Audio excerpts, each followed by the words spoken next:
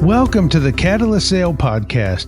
Whether you are a sales professional, not in sales, but interested in helping people solve problems, or a founder CEO who is looking to grow your business, you'll find practical tools, stories, and experience you can apply to your role. I'm your host, Jody Mayberry, and I'm here with Mike Simmons, co-founder of Catalyst Sale. Hello, Mike. Hey, Jody. How are you doing today? I am fantastic. Mike, this week I have a listener question for you. I know how much you enjoy listener questions, so I know you're just going to be excited for this episode. Absolutely. Before we even get into that, though, I want to encourage you to send in a question. If you have a question you'd like Mike to answer, you can send it to us. Maybe Mike will just reply and answer. Maybe he'll use it on the show. Mike, if we have a question we want to send in, how can we do that? So a couple of ways that you can do it. You can either do it through Twitter and just @Simmons_M or @CatalystSale, and that's SALE. Another way to do it is go to hello@catalystsale.com. Just send an email to hello@catalystsale.com. Or if you go to the catalystsale.com website, we've enabled live chat and you can ask questions there as well. Okay. Wonderful. So hopefully you will take advantage of that and send in a question for Mike, because it makes him happy, which makes these episodes even better. Well, Mike, we have a question this week from James in Ireland. And James, I can't talk in an Irish accent, Mike, so you're just going to have to accept the question in an American voice. I will accept. James said, how do you survive as a salesperson in a siloed organization with no marketing system? Mike, before you answer that question, I want to clear something up just in case it's not obvious. James said in a siloed organization. Tell me what that means. Well, I think of the silos that you probably see when you're driving through Iowa or maybe through Peoria, Illinois. Yeah. Yep, Peoria, Illinois. And as you go through Peoria, you might see these big round cylinder shaped things with a kind of a dome top to them. And there's usually a lot of grain in there, and those silos aren't necessarily connected to each other. Or if they are connected to each other, they're connected by a very fine pipe or a very fine walkway or a very fine something. But when you talk about these silos inside organizations, I think of walls that might exist between groups like marketing and sales, or groups like operations and sales, or groups like operations and marketing, or operations and product. And this is one of those things that creates disconnects inside those organizations and helps lead to a lack or misalignment inside those organizations. So that's what I think of when I think of silos. Yes, that's exact. And being from Illinois, that's exactly what I had in mind. Just the silo, which holds one thing at a time. It'll hold corn, for example, and that's all that's in there is corn. So that's what came to mind when he said siloed organization, that you do what you do and you're not mixing with the other parts of the organization. So that's what came to mind for me. I wanted to see what came to mind for you. So back to the question, how do you survive as a salesperson in a siloed organization with no marketing system? I know this is going to sound like a simple answer, and we've discussed this piece a couple of times. It's kind of a mantra that I tend to focus on, which is control what you can control. A couple of things that you can control. You can control the interactions that you have with customers. You can control the direct outreach that you conduct with prospects and customers. You can control the way that you go about doing your job. So control what you can control. Still work to try to influence other areas of the organization, gain their perspective, identify what's important to them, why they do the job they do, how they go about doing that job, and help them see the alignment between those two things. But I would start with controlling what I can control. And those things are, I can control my calendar, I can control my approach, I can control my attitude, I can control my focus. That's a good way to go about it, because those are the only items you can really control and influence. So if that's all you have, those items you listed, give us an idea how James can use those items he can control to combat being in a siloed organization and not having marketing to help him. So the short answer and the 3-minute podcast wasn't enough for you, Jody? I think James might want some more. Yeah. So, I mean, as we get into the more direct detail, then what I start looking at is success breeds success, right? And not to talk in too many cliches here, but if I can demonstrate success in my given role and I can engage others inside the organization and help bring them into that success, I can hopefully improve their level of interest and engagement that they have in the things that I'm working on. So let's say as a sales rep, I'm working in that siloed organization and there's some pretty solid or distinct barriers between me and the folks that are on the product side of the organization. I can identify ways to invite product to the discussion, to meet with customers. Now, I would still set some ground rules and I'd be really clear about what our general objectives are. And this is where your call plan and your account plan documentation really is critical. And those are all things you can control. You're the person who creates the call plan. You're the person who builds the account plan. You're the person who does the research. What you're doing is you're leveraging other expertise inside your organization. And if you think about it from their perspective, that product person has a couple of things they want. One, they would prefer that customers use the product. They're not building a product just to put it out there and have it be out in the marketplace. They want people to use it. They would like to get some feedback on how people are using it, why they're using it, what they're struggling with, because that feedback can help influence decisions that they make around development development time, energy, resources, prioritization, things that they put in to the product or into their roadmap or into their view of where they should be focusing time and attention. So if you have this thing, which is customer feedback, direct access to a customer, someone who's engaged and understands the use cases and can speak from the standpoint of someone outside of your organization, not in your organization echo chamber, and you can help your product team get access to that, there are, I would say, at least one person inside the product team who cares about that stuff. So identify that one person, similar to how you identify those who will influence a buying decision or who might be the champions inside the organization you're selling to.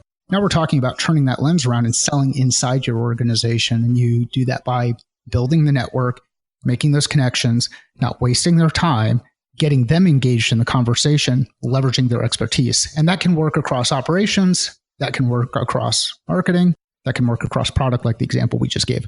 One thing that I'm thinking of as I think about this question and the answer you're giving is James mentioned he's in a siloed organization. And okay, on one side, you just have to accept the organization is as it is. But when you say you can only control what you can control, can't you control that silo to some degree? I know that's how the business operates and always has, but as an individual, maybe you can't change the organization, but can't you leave your silo and go somewhere else and ask questions and involve people and then maybe come back to your own silo? But don't you have control over that to just reach across and ask for help and offer help and get more input and knowledge? And or am I going just crazy here? Well, I hope so, because the scenario I just shared talked about that. That's what I thought. But you didn't mention this directly, so I wanted to say that you gave us a few things you could control and how to do it. And then as you said it, that's what made me think, well, that doesn't sound like a siloed organization anymore. And so I just wanted to bring that out front and make it clear that just because the organization is like that doesn't mean you have to be like that. Yeah, and I think, and Jody, I'm just kind of poking you a little bit there, but as you go through and you take that scenario that you're just talking about, so you take responsibility of bridging the gap, right? So you go out there and you build a relationship with others inside the organization. I think it's important for us to all remember we all wear the same logo. We all have the same logo on the business card if you have a business card. You all have the same logo on the polo shirt or the golf shirt if you have golf shirts. You all have the same same email address domain in your emails that you send out. So there's some common ground that you can start with. So leverage your relationship building skills and build those relationships. Just like we've talked about before on different episodes, and I think we've talked about this, or maybe it was on one of the shows that I was a guest on. But when we talk about the importance of networking, networking is important not just in the marketplace or in the vertical or in your customer environment. It's also important inside your organization. It's through that network that you build that you can help overcome some of those blind spots, overcome some of the traps that are associated with an echo chamber. And when we talk about echo chambers, that's similar to kind of siloed thinking, I guess, because you have one mentality or one mindset or one thing that you're going through. So to reinforce your point, I think it is critical that people like James go out there and network with people inside their organization. And when they network with people inside their organization, remember, they have a job to do. Remember, the person that you're networking with, the person that you're working with, they have a job to do. They have some certain objectives. You can't just come in there guns a-blazing saying, hey, I need help. Some people might respond to that. But if you can go in and ask that question in the context of what you know about what that person is doing or that person's role is, then you guys can start to identify some common ground and some benefit to that person being engaged. And then you start to break down those silos one brick at a time, or one, I don't know what silos are made of, but one piece of metal at a time. But you start to incrementally tear down those walls. Sounds like you need to spend some more time in the Midwest if you don't know what silos are made of. I fly over the Midwest. That's my family, my parents are from Michigan and Canada. And we just did the 23andMe thing and found out that they weren't lying. We are Irish, 68%, according to 23andMe. And sadly, I'm actually Neanderthal too, but we won't go there. I better bring us back here, because we could go so many places with that. So many different places. Well, what this reminds me of is Lee Cockrell, who's been a guest on this show. One thing that he has told me that has had such an impact on me is things aren't the way they are. They are only the way you let them be. And yes, you can sit back in an organization and say it's siloed and nobody helps and whatnot. I'm reading in a little bit to what James said. Or you can say, sure, that's how everybody else does it, but that's not how I'm going to do it. And we've moved quite a bit beyond the question or the spirit of the question, because if you look at that, how do you survive as a salesperson in a siloed organization? Well, now Mike and I are saying you just decide not to stay in a silo. You decide to go out there and network and meet with the product people and meet with the different people and find out how you can help and let them know how they can help you. And nobody can help you if they don't know who you are. And you can't help other people if you don't know who they are. And so Mike is right on in what he's recommending, that it doesn't have to be that way. The organization as a whole may be that way, but that's not how you have to operate. Yeah. And, you're in a lot of these instances, you're probably dealing with culture, right? I mean, it just and that could be culture from a geography perspective. It could be culture from a company perspective, but so get that you've got these cultural issues that take a while to change, and that path to change happens with one step. Now, to get back to that, as you were talking about the surviving, as a sales rep, the easiest way to survive in an organization is make your number, generate business, build pipeline, create a forecast, execute on that forecast, deliver the revenue to the business. If you're struggling with delivering revenue to the business because you can't, there are aspects of that you can't control. I mean, you're not paying, you're not signing the contract on behalf of the customer. Then you start to look at some of the other things that you can deliver to the organization. And those might be things like feedback, market intelligence, recommendations on different approach. So when you get into that survival mentality, I think, and maybe this kind of transitions into the park ranger type discussion, but it's like being lost in the wilderness. If you're the only person who's with you, lost in the wilderness, there are certain things that you should do, and certain things that you shouldn't do. And one of the ways, and now we're getting way out of my depth, so I'm going to turn things over to you, Jody, and ask some questions around that. But when But one of the things that you can do is you can continue to look at the data that's in front of you. And one of the other things that you may find out is maybe you shouldn't be in that organization. That's an option too. So surviving inside an organization may not necessarily be the best route. But so Jody, when you think of survival skills in the wilderness, let's say you just got back from a great trip. Let's say you're out in the middle of the wilderness. You don't have anybody who's with you. You've got whatever you brought in your backpack, but you get caught in a storm or something changes or you break a leg. What are some of the things that you need to keep in mind in order to ensure that you survive? Oh, goodness. There's a few directions you can go with that. But one, you want to take stock of what you have. Do you have anything with you that can help you make it? Do you have food? Do you have the proper clothing? And so on, because that will determine what you need to do next. Figuring out where you are. I can think there's been a couple times I've been lost in the woods. One of them was in Minnesota, and the trail went underwater, and we took because there's a little bit of flooding, and we went in a direction where we thought we went the right way, but we didn't. And we were able to find our way back to where we were going with a map and a compass, which is a skill a lot of people don't have anymore because you don't really need that. But my point in that is if you understand where north is and you have the ability to go from there, you can find your way out. And I think that applies. If you understand where you're going, you can sometimes get out of your situation. And I'll bounce back to this if you ask more questions about it. But I love that you brought in the word survive. If you're using the word survive when you talk about your job at your organization, probably should consider if that's a place you should be, because a job isn't something you want to survive.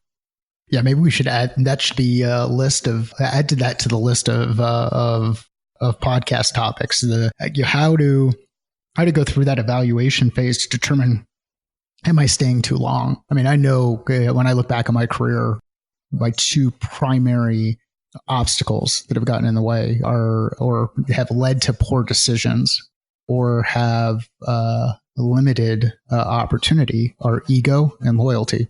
And I think we've mentioned that a couple of times, but maybe we get into survival on another episode. And one of the things I want to highlight here is these skills that we talk about, whether they're survival skills, they're networking skills, they're relationship building skills, they're listening skills, their communication, their project management, their execution, they apply in multiple contexts. As Jody was going through his story about observing and kind of orienting, it reminded me of the podcast episode where we had Dave Burke on, and we talked about the OODA loops and using that OODA loop as a way to gather feedback, take action, move things forward, execute. So a key takeaway here in any situation that you're in, make sure you observe the data that's in front of you, orient yourself, make a decision, and start taking action. And if your situation starts to change, then keep doing that. If your situation changes for the better, keep doing more of that. If your situation changes for the worse, you've got to evaluate, was that the right action to take? And maybe we need to do some iteration. Yeah, that's good. And I think as we continue, we're well over 100 episodes in, and this will start to happen, that conversations we have will tie back to previous conversations we've had, because it does all tie together. Sales is a thinking process. And as you think through things, it's either going to tie back to something you've already learned, or it's going to open your eyes and realize, what I thought before may not be true anymore. And that applies here in that if sales is a thinking process and you're thinking it through and realize one day, wow, my organization is siloed and I don't feel like I have much help, think that through. Do you need to do some of these things Mike has talked about, or do you need to move on, or what can you do about it? And it does all tie together, which is why Mike always reminds us that sales is a thinking process. Absolutely. Yeah. So Mike, as we wind this one down, if you just had maybe a minute or two, James ran into you in an elevator and you're heading up to the 12th floor, And he leaned over and said, Mike, what do I do? How do I survive this in a siloed organization with no marketing system? And you just had to sum it up on the elevator ride. What would you tell him? Well, I think out there they call it a lift. I mean, one of the things I would do is I would say, okay, so you've got this silo that you're working in. You want all of these other resources. What are you doing about it? Like, what action are you taking?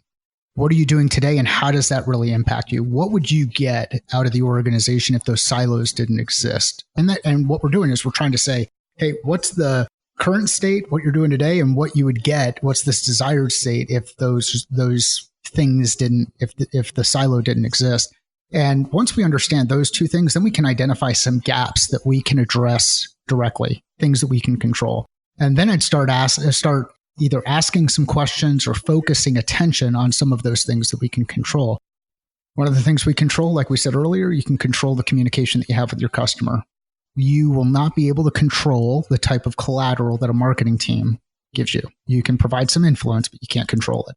You will not be able to control the lead generation program that's out there. You may be able to influence it, but you can't control it. Now, another way that you can do some lead generation work is you can go and attend events or conferences or go network where people who buy the product, people who have the problem that you solve, go where they are. And there are free events that you can go to. There are paid for events that you can go to. There are local events. We promote the Sales for Non-Sales Professionals event that we're hosting on a monthly basis. We promote that through Eventbrite and share it through Twitter and Facebook. And if you do a search on Eventbrite, you can find it by searching for sales in the Phoenix area. So I would do some of that. I'd look at the market that we're serving. This is a little bit over a minute, but I'd look at the market that we're serving and I'd say, okay, how can I engage with that market in a way that's not dependent on those others? Now, all of that stuff sounds really easy and simple, and you can kind of check the box and say, yes, I can do it, and I can go out and do the work. The reality is there's going to be some things that are going to be really frustrating, and it's going to be frustrating that you're not able to get the time and attention from those inside the organization. I understand, for whatever reason, they're not giving you that time and attention. Either they don't understand the value proposition, it doesn't align with their objectives, whatever that is, but compartmentalize and move on. Don't let that beat you. That was a long elevator ride, Mike. Lift ride. That was a long lift ride, Mike. Thank you. Well, I think this is wonderful. Your questions lead to such great conversations here on the Catalyst Sale Podcast. So if you have a question, just send it in. Or if you reach out to Mike on Twitter or LinkedIn. I know Mike's always having good sales conversations there too that maybe never even make it on the show, but certainly reach out, find Mike on Twitter, LinkedIn, start that conversation. But if you do have a question that you want on the show, you can send it to hello@catalystsale.com.